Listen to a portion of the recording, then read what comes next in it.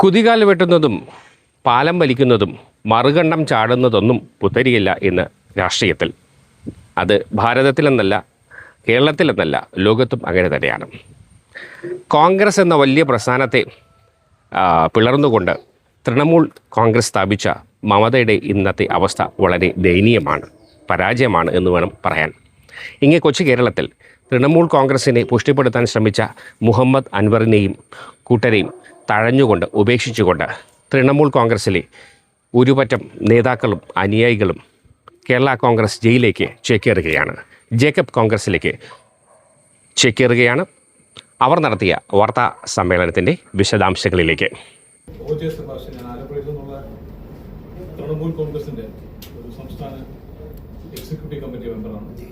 ഞങ്ങൾ ഇപ്പോൾ ഈ പത്രസമ്മേളനം വിളിച്ചിരിക്കുന്നത് ഞാനും എന്നെ പോലെ തന്നെ തൃണമൂൽ കോൺഗ്രസിൽ ഇനി എന്ത് എന്ന് അറിയാൻ സാധിക്കാതെ, നമ്മൾ സ്റ്റേറ്റ് ലെവൽ അവിടെ പ്രവർത്തിച്ചിട്ടും ഒരു സുപ്രഭാതത്തിൽ ഞങ്ങളെ നേതാവ് ഞങ്ങൾ ഉപേക്ഷിച്ചിട്ട് എങ്ങോ പോയി കാണും. എന്ത് ചെയ്യണം എന്ന് അറിയാൻ പറ്റാത്തൊരവസ്ഥയിൽ നിൽക്കുന്ന ഞങ്ങൾ ഒരു പുതിയ രാഷ്ട്രീയ പാർട്ടിയിലേക്ക് സംസ്ഥാന, ജില്ലാ, മണ്ഡലം നേതാക്കളും നൂറുകണക്കിന് പ്രവർത്തകരും ഞങ്ങൾ കേരള കോൺഗ്രസ് ജേക്കബ് ഗ്രൂപ്പിലേക്ക് ചേർന്ന് പ്രവർത്തിക്കാൻ തീരുമാനിച്ച വിവരം ജനങ്ങളെ അറിയിക്കുന്നതിനാണ് ഈ മീഡിയ, ഈ പ്രസ് മീറ്റ് നമ്മളിലൂടെ വിളിച്ചിരിക്കുന്നത്.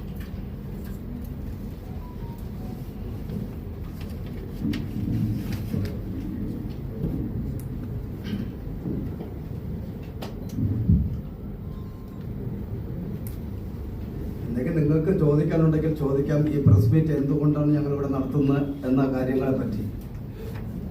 കാരണം ഞങ്ങൾ എന്താണെന്നുള്ളത് ഞങ്ങൾ നിങ്ങൾക്ക് അവതരണം തന്നു കഴിഞ്ഞു. ഞങ്ങൾ കേരള കോൺഗ്രസ് ജേക്കബ് ഗ്രൂപ്പിലേക്ക് ഓൾ ഇന്ത്യ തൃണമൂൽ കോൺഗ്രസിന്റെ ഒരു വിഭാഗം ജനങ്ങൾ ജില്ലാ, മണ്ഡല, കാസർഗോഡ് തൊട്ട് തിരുവനന്തപുരമുള്ള 14 നിയോജക മണ്ഡലത്തിലെ സംസ്ഥാന, ജില്ലാ, മണ്ഡലം നേതാക്കളും ആയിരക്കണക്കിന് പ്രവർത്തകർ വരുന്നുണ്ട്. തിരുവനന്തപുരം ജില്ലയിൽ മാത്രം നൂറുകണക്കിന് പ്രവർത്തകർ കേരള കോൺഗ്രസ് ജേക്കബിലേക്ക് പോകുകയാണ്. കാരണം അതിനുള്ള കാരണങ്ങളുണ്ടായിരുന്ന ഒരു കാലത്ത് അൻവർ ഇവിടെ കൺവീനറായിട്ട് വരികയും ഓൾ ഇന്ത്യ തൃണമൂൽ കോൺഗ്രസിനെ ലോഞ്ച് ചെയ്യിപ്പിക്കാമെന്ന് പറയുകയും ഞങ്ങളെ എല്ലാം കോർഡിനേറ്റർമാരായിട്ടാണ് നിർത്തിയിരുന്നത്. ഈവൻ ഒരു മണ്ഡലം കമ്മിറ്റി പോലും PV അൻവർ എടുക്കുകയുണ്ടായില്ല. ലോക്കൽ ബോഡി ഇലക്ഷൻ കഴിയുമ്പോൾ അത് കഴിയട്ടെ എന്ന് ഞങ്ങളോട് പറഞ്ഞു. അങ്ങനെ ഞങ്ങളെല്ലാം സേവ് തൃണമൂൽ കോൺഗ്രസ് ആയി മാറി നിൽക്കുകയായിരുന്നു. ഈ സേവ് തൃണമൂൽ കോൺഗ്രസ് എന്ന് പറയപ്പെടുന്ന ആ തൃണമൂൽ കോൺഗ്രസിനെ സംരക്ഷിക്കുന്ന സംഘടനയാണ് ഇന്ന് നമ്മുടെ TM ജേക്കബ് സാറിന് ഫൗണ്ടറായിട്ടുണ്ടായിരുന്ന അനൂപ് ജേക്കബിന്റെ കേരള കോൺഗ്രസ് ജേക്കബിലേക്ക് പോകുന്ന മതേതര ജനാധിപത്യ മൂല്യങ്ങളെ കാത്തു സംരക്ഷിക്കുന്ന ഒരു സോഷ്യലിസ്റ്റ് പാർട്ടി എന്ന നിലയ്ക്കാണ് ഞങ്ങളിലുള്ള ഭൂരിപക്ഷം പാർട്ടി പ്രവർത്തകരുടെയും അഭിപ്രായം കേരള കോൺഗ്രസ് ജേക്കബിലേക്ക് പോയാൽ മതി എന്നുള്ളത്. ബാക്കി എന്തെങ്കിലും നിങ്ങൾക്ക് ചോദിക്കാനുണ്ടെങ്കിൽ ചോദിക്കാം, അതിനുള്ള വിവരണം ഞങ്ങൾ തരാം.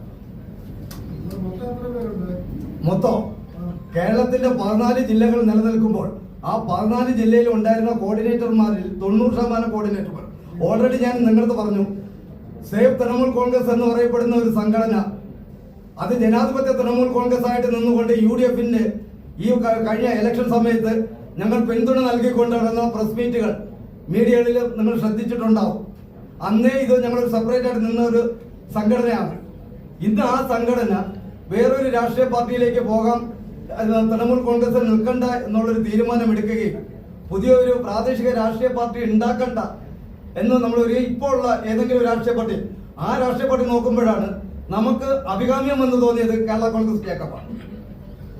കാരണം അതിനെ സമയത്ത് മതാതീത ജനാധിപത്യ സോഷ്യലിസം എന്ന പ്രിൻസിപ്പിളിൽ അടിയുറച്ചു നിൽക്കുന്ന ഒരു രാഷ്ട്രീയ പാർട്ടി ആയതിനാലാണ് ഞങ്ങൾ ആ പാർട്ടിയെ തന്നെ തെരഞ്ഞെടുത്തത്. അതാണല്ലോ ഞാൻ പറഞ്ഞത് നിങ്ങളടുത്ത്.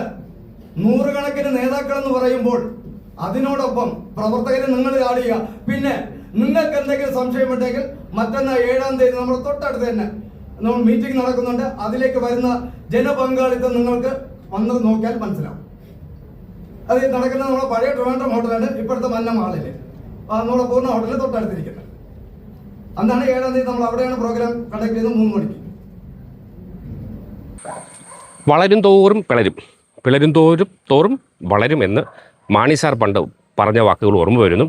ഒപ്പം മുൻപ് മുഖ്യമന്ത്രി ആയിരുന്ന, ഇപ്പോൾ പ്രതിപക്ഷത്തിരിക്കുന്ന പിണറായി വിജയനും ഇപ്പോൾ മുഖ്യമന്ത്രിയും നേരത്തെ പ്രതിപക്ഷത്തായിരുന്ന VD സതീശനും ഒരു പുസ്തക ചടങ്ങിൽ ഒരുമിച്ചിരുന്ന് പറഞ്ഞപ്പോൾ മുഖ്യമന്ത്രി പറഞ്ഞ വാക്കുകളും ഓർമ്മ വരുന്നു. ഇനിയുള്ള കാലം ഭാവിയിൽ കോയിലേഷൻ ഗവൺമെൻറ്റുകൾക്കാണ് സാധ്യത എന്ന വാക്ക് ഓർമ്മിപ്പിച്ചുകൊണ്ട് മറ്റൊരു വാർത്തയുമായി നമുക്ക് വേഗം കാണാം. അതുവരെ എല്ലാവർക്കും നല്ലൊരു ദിവസം ആശംസിക്കുന്നു. Good luck.